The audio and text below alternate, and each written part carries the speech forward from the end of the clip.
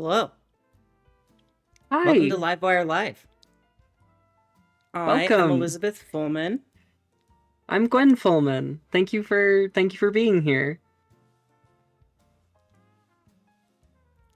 Good evening. How's everyone doing tonight? I am doing well. How are you doing? I'm doing great. Dude, it's been such a fun month. It has been a fun month. We've been doing a lot of cool stuff this month. We really have been. It's been man, I don't even really quite have the words to describe how cool this last month has been. Like the fan art coming in, just everything that's been happening. It's been Absolutely. kind of a little surreal. Getting getting fan art's been absolutely crazy. I was just talking in chat about our our friend of the show Soup, who is fantastic, and has done a lot of fan art for Amity After Dark.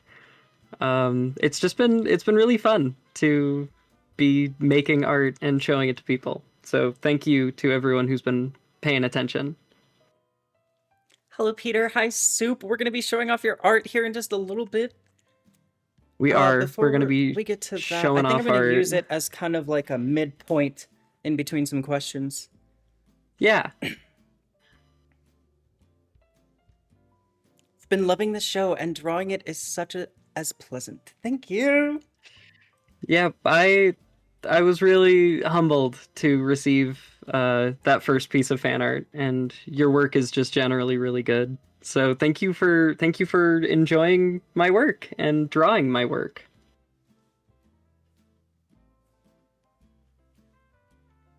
Sweet. So, I'm just gonna go ahead and get started. Thank you guys so much. Gwen has been so looking forward to showing off the awesome stuff you guys put together for us. Yes.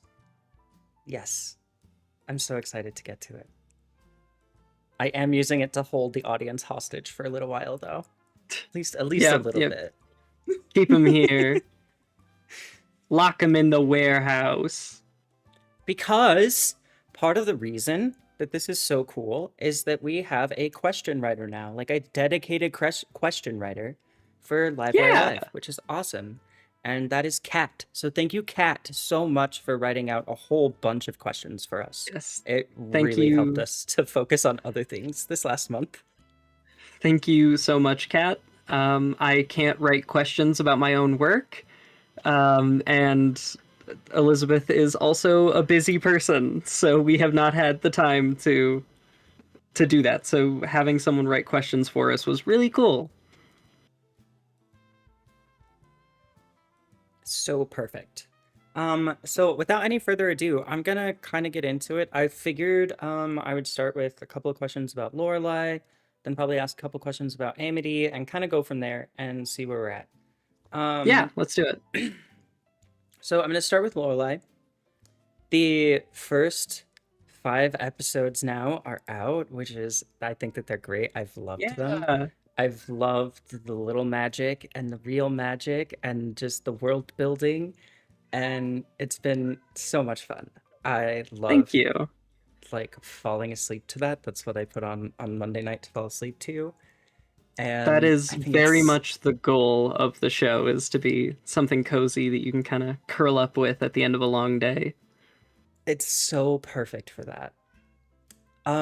So the storyteller seems to mostly speak about real people and events in Lorelai, the Bard. Um, she's often directly interviewing someone who is involved. How historically accurate are her stories to the true events that happened in the world? And does the person she's learning from ever like embellish the tale? Does she embellish the tale when she's like talking about it in the This tavern? this question is one I was really excited about. The short answer is yes, 100%.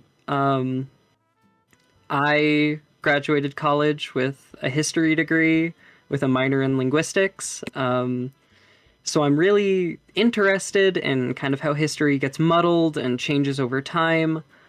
Um, so a lot of the things I talk about in Lorelei have been kind of adjusted through time. For example, episode 3, we're gonna get a follow up to. Actually, that might be episode 2. No, it's episode 3. We're gonna get a follow up on the story that she told about the great dragon Florian that will contradict a lot of things she's already said, because at the end of the day, history is painted by perspective, and it's all kind of Mm-hmm. wishy-washy at the end of the day. Um, Yeah. so yeah, she does embellish a lot on her own narratives, and the people she's learned her stories from have definitely changed details of the stories. I love that. It's like like there's so much room in that too. I feel like for fans and for just like the imagination to just kind of like run with everything that Yeah, you've already put together. and reinterpret stories for yourself, add your own characters to it in your own headcanon or even fan fiction. There are people who have been left out of every story who are super important to those narratives, and I think it's really important to the way Lorelai kind of functions that history is really history is built on wet sand that is also made of lies in the real world, and Lorelai is no different, Mm-hmm. really. Yeah. Oh, I love that. Okay. Um, so kind of in a similar vein, with some of the world building, you talk about the divine and the magic that can be gained from them, and that's been mentioned in a few episodes of Legend of Lorelei, and several deities were just outright named in The Shackled Magician. But in her outro, the bard mentions only the magic offered by the goddess. Is this due to her own views on the gods and or the goddess, or like is that something Yeah. different?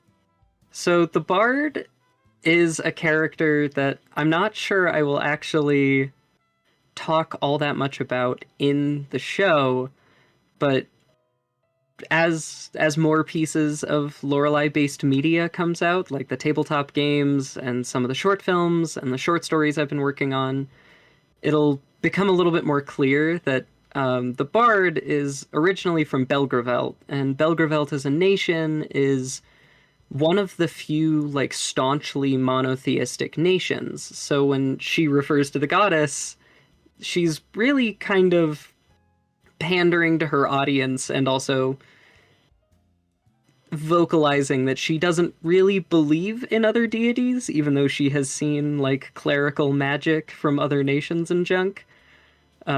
It's kind of just her showing her own bias in a way. Nice. Yeah, I love that. It's not like something that like confines any of the world. It's just her. It just builds more of Yeah, who she it's is and the kinds of things that she's been through as a person. yeah, it introduces some details of her character in a bit of a subtle way of kind of showing that she is a religious character and that might be important later in later stories because I do have plans to have her be a little bit more sassy about some religious differences in later episodes. Nice. So I'm gonna switch over to a couple of questions about Amity. Before I do, I just want to kind of remind the chat that if you guys have any questions, we also answer questions from chat on this Yeah, show, even please though we feel have like free to a list. ask. My wonderful spouse is in the chat floating around to kind of alert us to questions that have been asked. So if you have any questions about either show or about us as people, please feel free to ask. We're here to vibe. Soup says, I absolutely adore unreliable narrators. I can't wait to see how that develops. Yeah, same. Ooh boy. Well, I don't write anyone who isn't an unreliable narrator. Even in Amity, like Claire is notoriously not a great narrator. Oh, I love Claire. And speaking of Claire, um, Let's talk about my girl. yeah. So, um, Claire is running this radio show. She's got these ads that are going through, and it they're like these pre-recorded ads that she runs on the show. And granted, the show's happening at like 3 in the morning. Like presumably, very few people are listening to it. But Yeah. how does when she does these ad reads, she always has like some sort of comment about it, right? So how does Yeah. Claire keep getting ad reads if she keeps insulting all the businesses that she advertises? Yeah. The the real crux of Claire being allowed to do a lot of the stuff she does is that she's on air at 3 a.m. Mm-hmm. Um, Amity City is a big place, and it's very heavily modeled after like New York and Chicago, which are cities that have very late bedtimes traditionally. But Mm-hmm. since Claire is kind of running a niche radio show at 3 a.m., the station kind of just lets her get away with whatever because no one should be paying all that much attention to her. But I So do at some point want Claire to have to face the consequences of making fun of every single corporation that comes across her desk. yeah, okay. So like the ads are like coming into like the radio station as a whole, and then Yeah, they're she's not just like for her using them. really. Okay, They gotcha. told her that she needs to have like 4 to 6 ads a night, and she does what she's told. Unfortunately, she is Claire, and Claire refuses. Soup has a question. The Soup first has a one question. is the first one for Amity. Is their Tumblr account fully canon? And also, what does Bruno look like? Oh, we haven't gotten to Bruno yet in the show. Uh, the answer to your first question is yes. Claire's Tumblr, the radio station's Tumblr, which are two different things. Um, Hannah's Tumblr. Luce has a Tumblr run by her voice actress. Orion has a Tumblr. Gearhead has a Tumblr. All of those are canon. They're on hiatus until the first season is over right now. Um, right now, what those serve to do is kind of tease to you the general state of affairs as the season goes on. Um, and I believe the second half of that question is in reference to Claire's cat, Bruno, who has not shown up in the show yet. But Bruno is a very incredibly fat, fluffy Persian cat. I typically picture him as gray and white, but it's all up to interpretation at the end of the day. I love that. I'm Yeah, such a sucker for cats. Claire will be getting the cat soon, mostly as a way of explaining anytime my own cat tries to ruin a recording by yelling at me.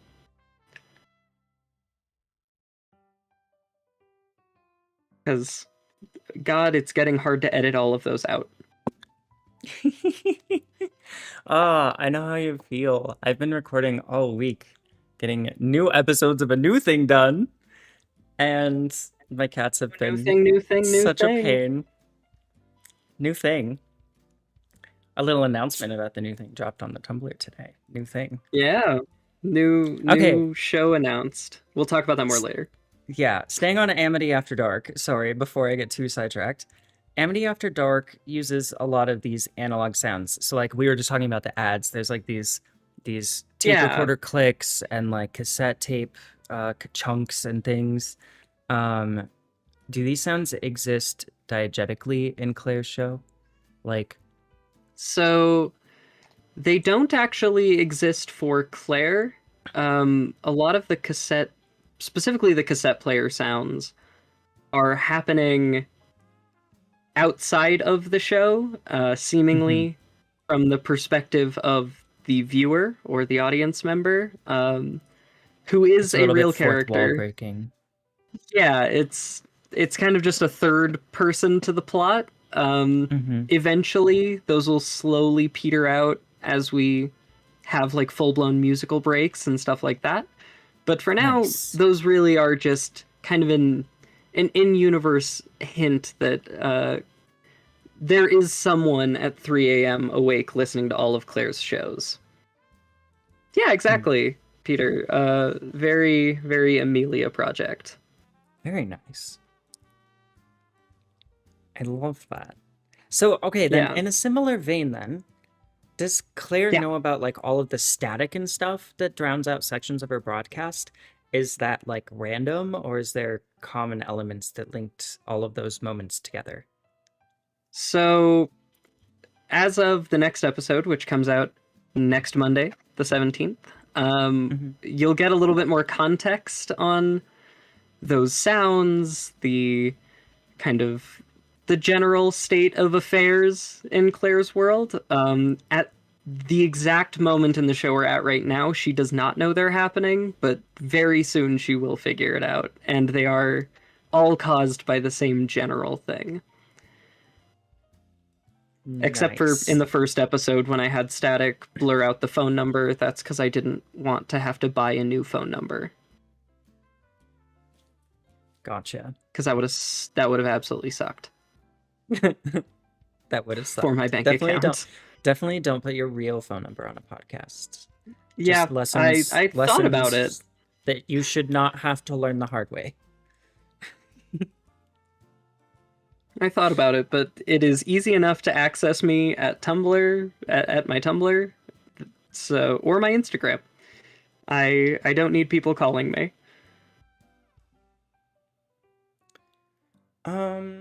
Let's see. I'm trying to decide. Oh, I have a good one. I know you had it low on the priority list, but I actually really liked this question, so I'm going to ask it anyway. Absolutely. So in Amity After Dark, we've met new characters almost every episode, as well as transition to pre-recorded ads. When that very first episode, they were like all Claire, right? Yeah, And yeah. slowly you've been adding on this cast of characters and you're getting voice actors in. Who's providing the voices for this growing cast? Yeah. Basically all of our voice actors have been sourced out of our friend group. Um, both Elizabeth and I have worked in kind of the theater scenes where we live and Mhm. built up kind of a repertoire of people, and a lot of the voice actors you hear specifically in Amity are people I've been friends with for a really long time who have helped kind of build the setting. Um, so most of them are just friends who are willing to work on this project right now for free, which is super cool and like really humbling. It's kind of like super neat that it's neat to have friends who do things. Yeah, no, it's really cool. Part of the reason that I wanted to ask that question is because very specifically I wanted to like kind of call out our friend group a little bit because they know who they are. Yeah. And Oh they've yeah. been so helpful in Discord, just working through ideas, getting lines They've in, like recorded and into us for editing. They have been the best. they've done a bunch of visual art for free, which is crazy, especially for the website, which is not up yet, but it should be soon. They've provided voices and helped me build these settings for such a long time. I mean, SL, who voices Luce in Amity After Dark, has been a huge contributor to building Terminus as a setting, which is where Amity After Dark takes place. Of course, my spouse Theo has done a lot of ad reads and voiced Gearhead, and Theo is my absolute rock and helped these settings be more than just things I wrote down in notebooks. So it's really neat to kind of put all of this together as a group of people. They are spamming hearts in the chat. Same. They're being cute. The I will nerds also are spam being hearts. cute.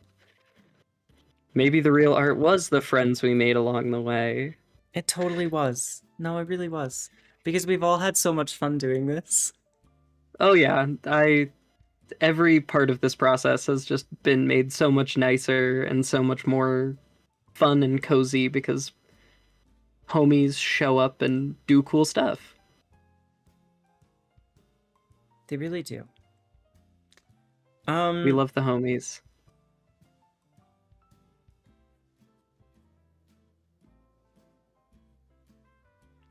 So there's another question that I would like to ask from this. That's kind of just like a general question. And Yeah. then I think from there, we might show some art and then ask a couple more questions. Alrighty, let's Um, do it. so both stories have featured a number of LGBTQ plus characters. Is queerness and queer identity going to be a fixture of the show going forward? And how has it already shaped the stories in which it appears? Absolutely. For anyone who doesn't know, I am a trans woman. I am married to a non-binary person. Um, and a lot of these settings was built out of kind of my experiences with the world and the way I see reality and stuff like that. And I think there's kind of a need in a lot of writer spaces for stories that are just inherently queer and don't act like it's some big monumental decision to have a gay character in an episode. Um, there will be a lot of queer storytelling for both shows. Lorelai specifically uh, has a lot of queer characters. Amity After Dark has a lot of queer characters. It's not really the main thrust of the concept. A lot of Amity After Dark was inspired by mental illness and kind of communal alienation. Mm-hmm. So where Lorelai is very kind of comfortably queer, Amity is going to be a lot more characters who happen to be queer talking about other things, if that makes sense. No, it totally does. But And both of and these I worlds like are that. uber gay. Yeah. Uber gay. No, and I like that. And as a member of the queer community myself too, like it is part of my identity, but also at the same time, it's not like I don't know, not something I'm like Yeah, constantly it's thinking about. just because a character is queer, that doesn't really change who they are or who they want to be. It's something Yeah. that I show off a lot, specifically in Lorelai with like Gil of Kirk from Mm-hmm. episode 4. Yep. Gil is a gay man, and he is also a soldier. And really, what's most important about him is that he's a mage and like a swordsman, but he's also just gay. Yeah. Um, and there will be plenty of characters where I just like footnote in at the very end that they were super fruity or just kind of included at some point in the story, but then show off that at the end of the day, what makes those characters special is that they're people. Great. I love that. Okay, we're gonna show off some art now. We're gonna start with Art, Peter's. art. Here we go. Art, art, art. Let's go. Okay. This is some fan art submitted by Peter, who's in the chat right now, Peter of the Drakes. And At Peter the this Drakes on Tumblr. this is Concussion Girly Claire. I adore this drawing so much. I do too. She has the look of an absolutely bewildered young woman on her 80th day of not sleeping, which is how I picture Claire. She's my dirty little gutter child, and I love her. I love the little like band-aid too. Like The band-aid is incredibly cute. it's like the perfect like finishing touch on this Concussion Girly Claire, in my opinion. Excellent job, I Peter. I think Claire probably has the depth perception of like a half-blind walrus, so it would not surprise me if she always needs the band-aid. Taking notes, Soup says. All right, now Oh, speaking of Soup, we should show off some of Soup's art. soup art. Soup art, Soup art. Okay, here we go. This one is of the building, and then the other one is of Claire. So we've got a Claire, And we've got the Building. grayed out building that grays everything out. And these just kind of are going to cycle I for a second. Nothing was cooler to me than releasing the Fifth House episode and then getting like a really sick painting of the grayscale building, which it will come back. There will be a lot of talk of the grayscale building later, but it's just such a like really cool and like cozy digital painting, and I really love it. And I also so violently adore this interpretation of Claire as a person. I do too.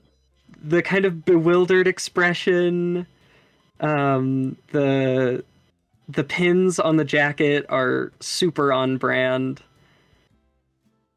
I I adore this interpretation of Claire. She looks so dirty and tired and puzzled, which is all correct about Claire as a character. Soup You did mentioned a include thing. Bruno in that Yes, piece. I was just about to say, I had also noticed that, and I was going to bring it up, that Soup included Bruno in the piece of the grayscale building, which I just adore. We will be getting Bruno as a canon thing very soon. Do you have these pieces of fan art as like posts on Tumblr, Gwen? I have the drawing of Claire that Soup did up. I need to repost the building and Peter's drawing of Claire at some point, just to show off how cool and talented people are. Yeah, We you'll be do able be to talking find about these Bruno. like bigger, and you can click on them and make them bigger and see them better on the Tumblr. And the ones that aren't there yet will be there soon. I also the first thing that you need to know about me is that my art skill is as a writer. But for this project, for starting Livewire, I have been teaching myself visual art, music, production, cinematography. So hopefully soon I will start posting my own art um, of various things from both settings.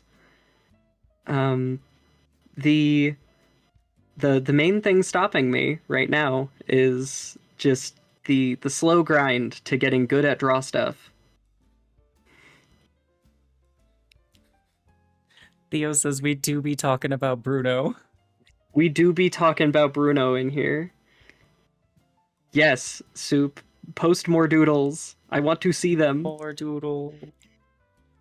Need all the doodle. I I like also need seeing to how make some more art. people.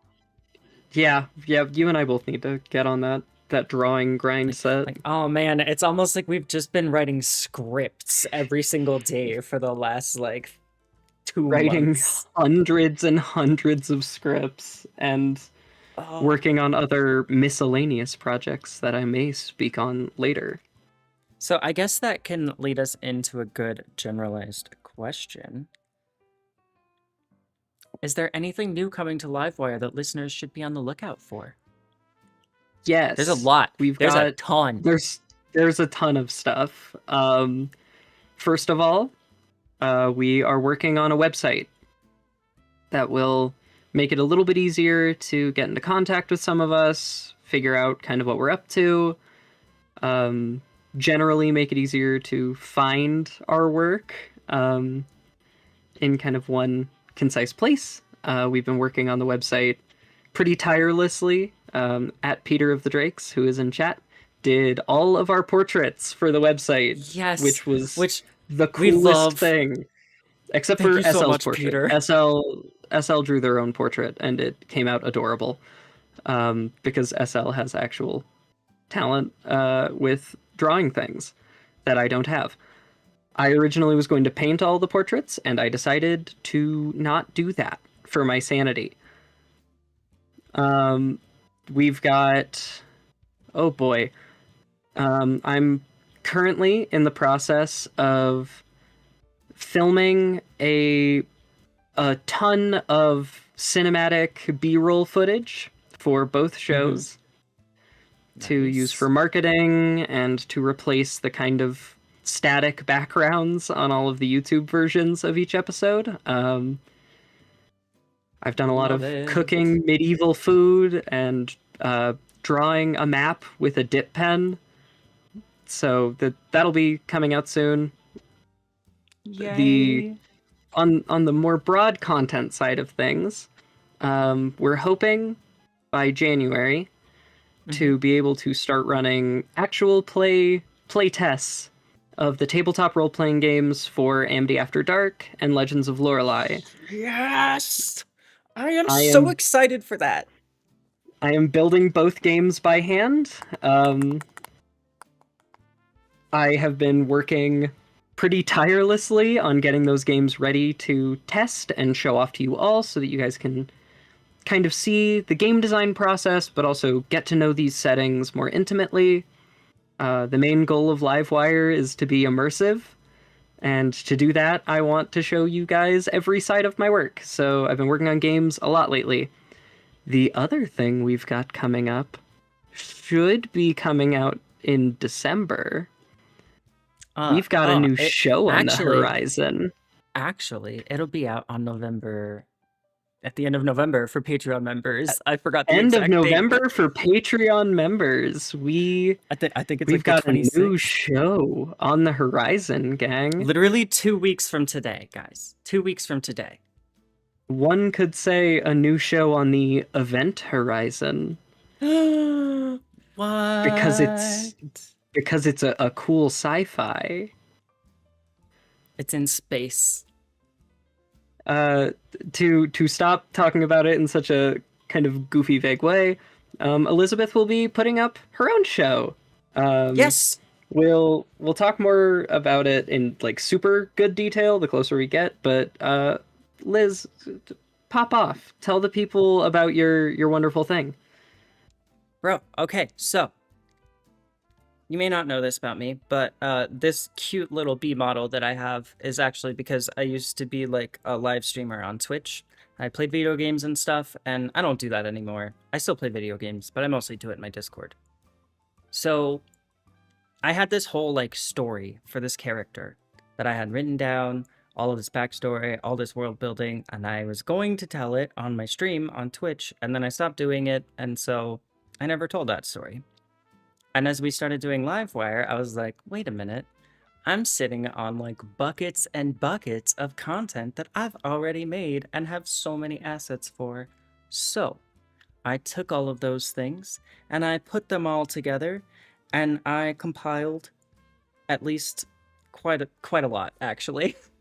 So we have a season coming out of a show that I'm calling The Void Bulletin. And it is basically just like a ship announcement update of the week kind of show. Very radio showish, kind of, but just like updating the ship's crew on everything that's been going on that week from the captain, me, Sarah B. Hi, I'm your captain. It's going to be so cool. I've been reading and editing the scripts, and I've been listening to the episodes as they get recorded, and it's a really fun show. It is very much space horror. It's got a very distinct personality. Very kind of like a funky horror space vibe that I'm super down with.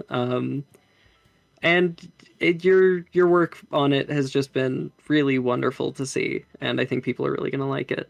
If you can hear me fighting for my life right now, it's because my cat's trying to get on my keyboard. Ooh. I'm just space hugging horror. her like a I'm so baby excited. now. Yes, soup. Yes. Space horror. We I have the first 5 episodes like basically almost completely done. But the first season's gonna be like 40 episodes. They'll come out weekly, so I'm gonna take the Wednesday slot at the end of the month. Yeah, so we will have another show going up Wednesdays since Amity and Lorelei now share the Monday slot. So yeah, it's going to be incredibly cool. Keep an eye out for it. We'll be kind of marketing it all month with more and more specificity as things go on. It's a really fun show. And that also means that starting in December, you get basically twice as much for your Patreon subscription too. Yeah, and our Patreon is super cheap.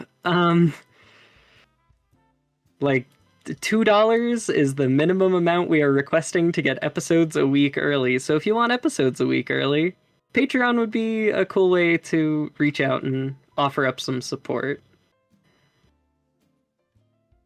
I also post polls there sometimes on what episodes should be about.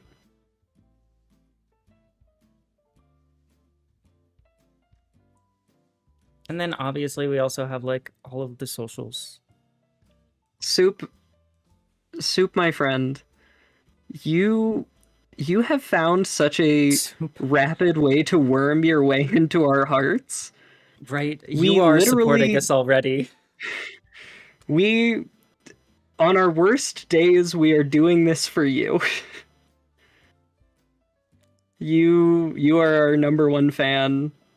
I Liz and I were literally sending each other texts the other day about an episode and said if Soup's happy, we're happy, and that is the most true statement. My I, friend, I you think I bow to no screenshotted one. that. I think I I think you did screenshotted too. that and sent it to you in an ask. Soup is Soup is the OG, and I intend to do whatever it takes to keep you in the fandom for as long as possible. Absolutely. Because you're a delight and your art's great, and you were the kind of the first fan to just show up, so we really appreciate you. Yep. You are the god of my religion, Soup, and you owe us nothing.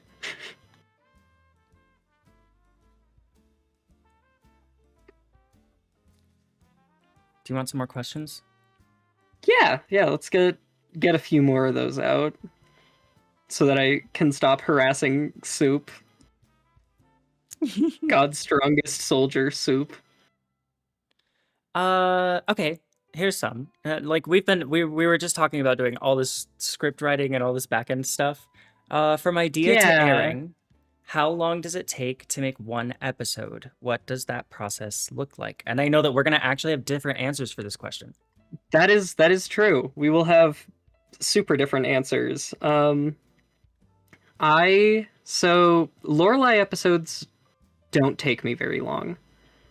Mhm. Um, I have been writing short stories in the world of Lorelai since I was maybe 12, in one form or another. So a lot of Lorelai script writing is just finding the short story I want and then converting it into a more in-universe way of telling that story. Mhm. So script writing for Lorelai is super short. Recording for Lorelai only takes me about an hour or 2 hours, depending on how long the script is. Especially because all of the music for Lorelai I do on an actual instrument, which is Mhm. something that I'm a little bit more adept at than music mixing on the apps. Um, Editing typically takes me. Don't laugh at my use of the apps. I'm old. I'm older than you. Editing, This isn't fair. and I'm elderly in my soul. Um, do you see this mug? This mug is proof of my age. Art. Um, Art. I The apps. the apps. Um, Editing a Lorelai episode typically takes me an hour 30, maybe 2 hours, depending on if I'm doing anything special.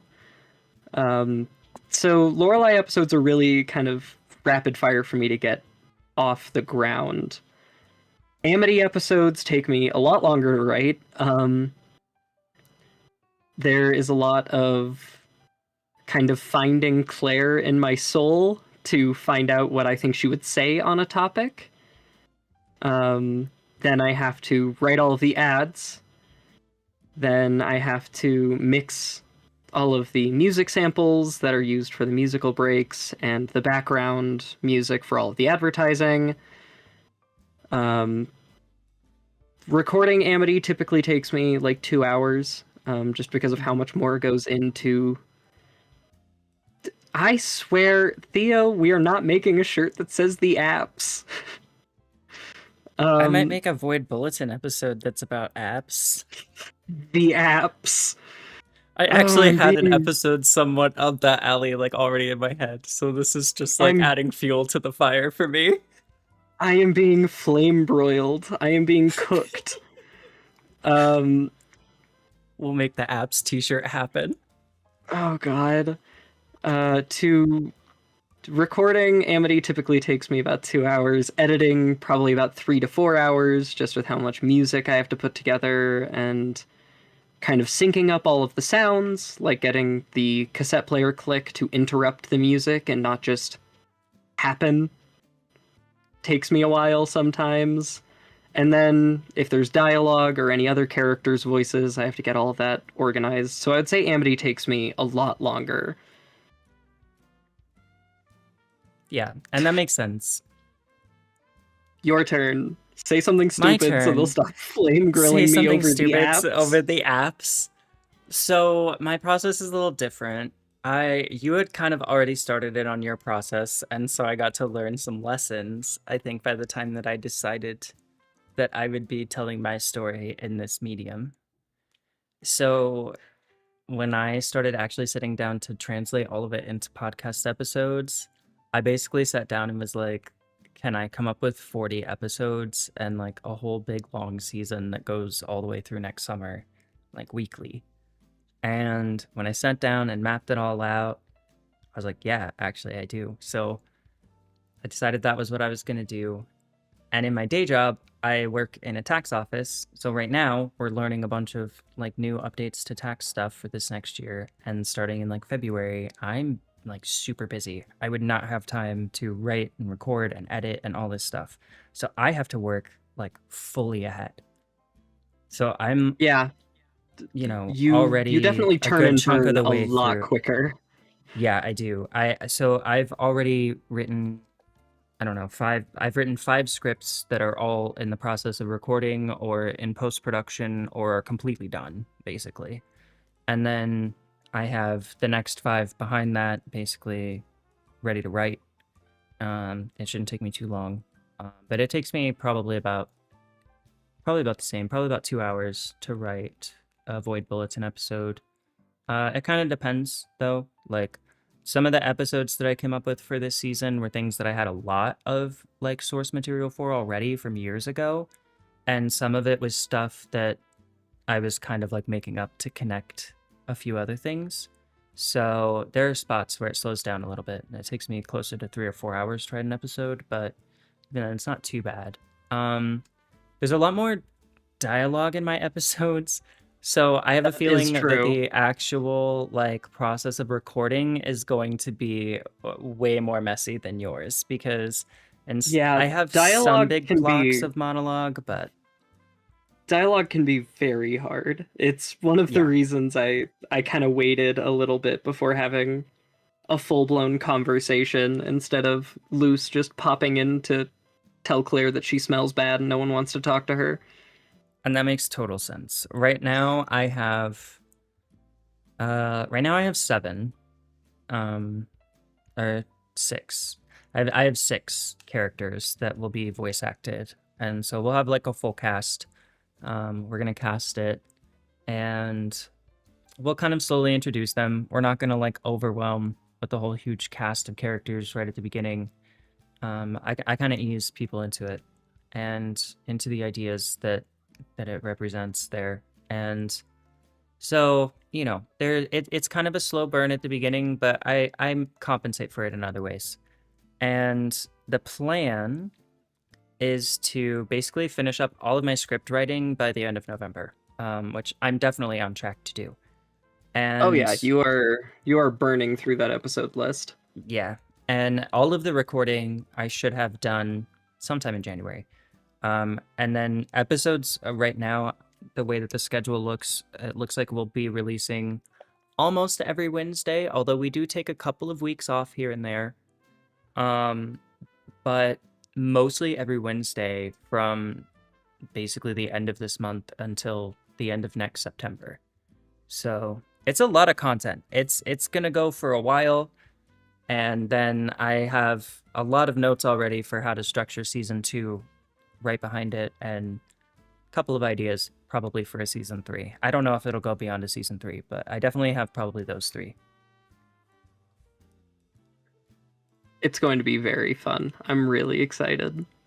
Yeah.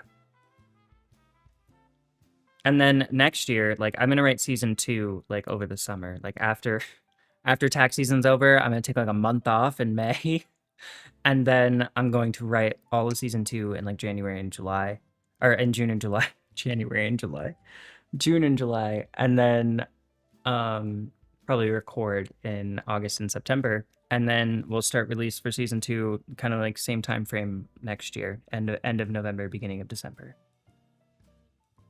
It is very interesting to see the differences in our general creative processes, because you are way more like strict outline than I am. I know what I need to happen each episode to kind of further my dark goals, but outside of that, I make no plans. I just like I kind of like know roughly what major thing needs to happen in each episode, but how I get from major thing to major thing, I feel like I just make up on the fly, like every time. I Yeah, sit down to start writing an episode and I'm like, shit, how do we get there? And that's just the question I ask myself over and over again until the but episode's yeah. written. Oh yeah, we definitely we do play a lot of throw things at the wall and see what sticks. None plans left beef. OG None Tumblr plans reference. left beef. OG Tumblr reference. I All love right. to see a Tumblr in the wild. Well, I have one last question.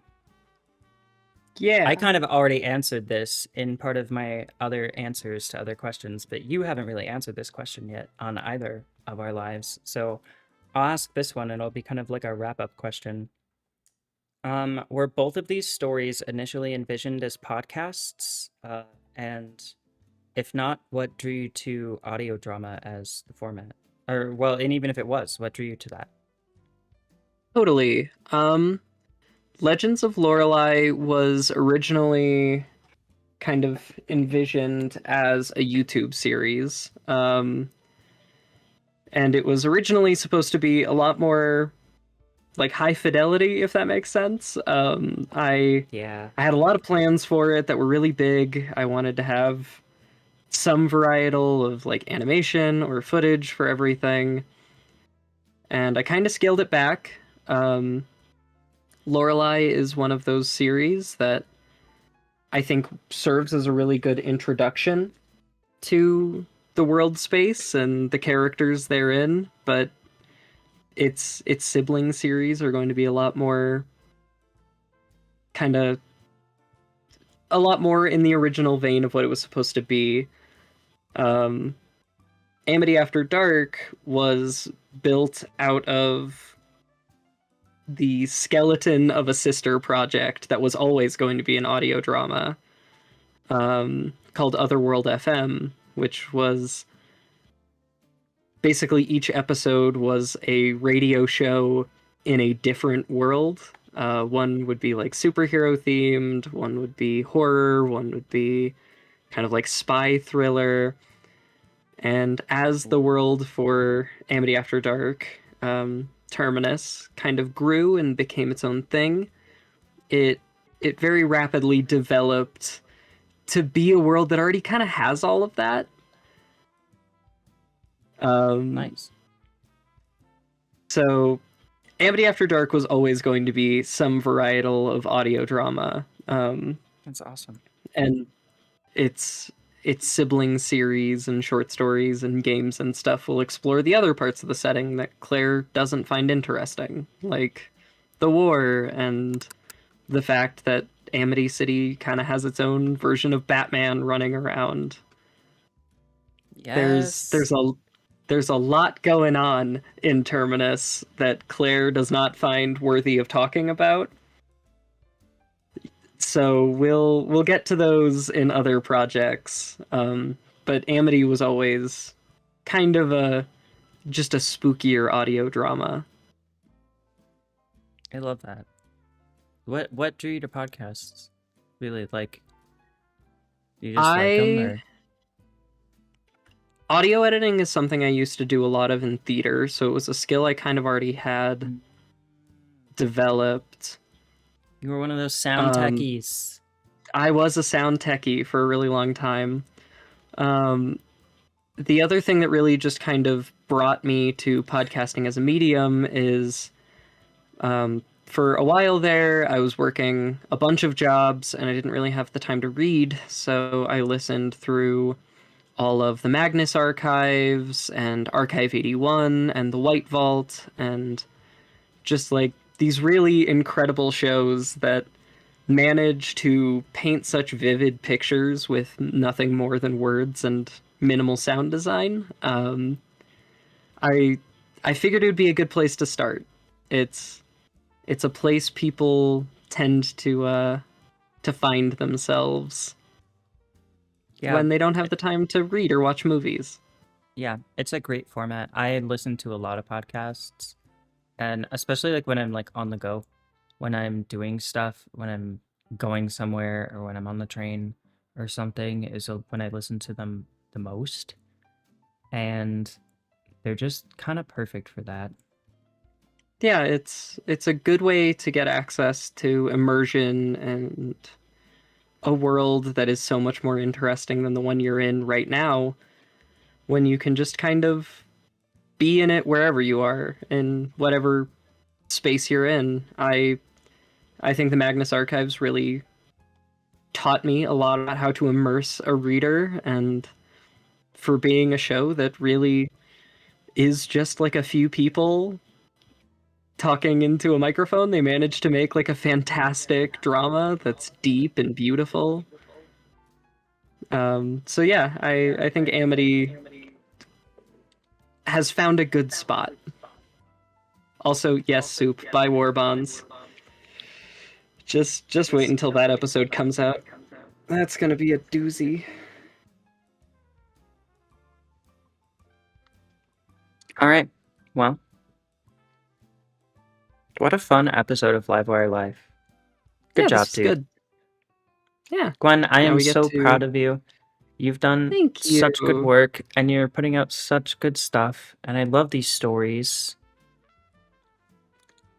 I'm I'm extremely excited and honored to be showing off my work and be building my work in a place where everyone can see it so that anyone of any medium, no matter what kind of artist they are, can look at the work I do and see that it's messy and it's hard, but I'm not going anywhere. I'm going to keep making art, and it's just going to keep getting better and better, and we're going to transcend as many mediums as I can get my hands on.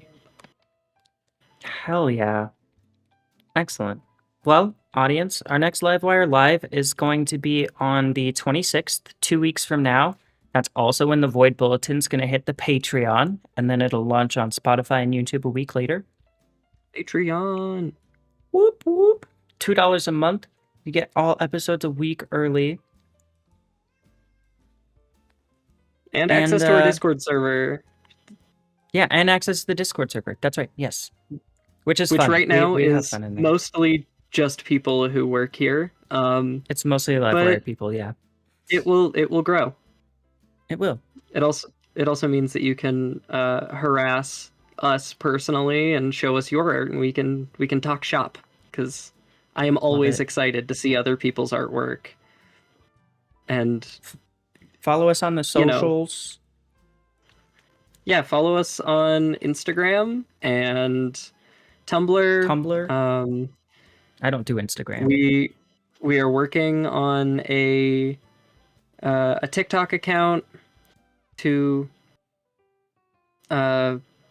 Peter, you threw me off. We're working on a TikTok account for when we have a lot more like actual footage to show off and kind of play around with. But yeah, we're we're gonna keep on trucking, and we're just so happy that there are people here watching us do our trucking.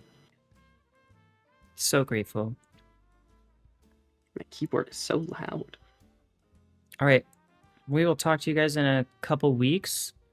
In the meantime, make some more art. We'll show it off on here. That'll just be a regular part of the thing if we have new art to show off, because I really enjoyed that. That was great. Make weird art. Thank you guys so much. Thank you for supporting us. Thank you for listening Thank to you. these stories. Thank you for making Thank you for art. being here.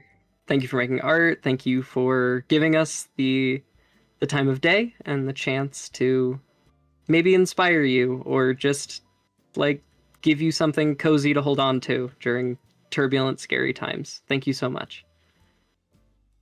Good night. Are we free?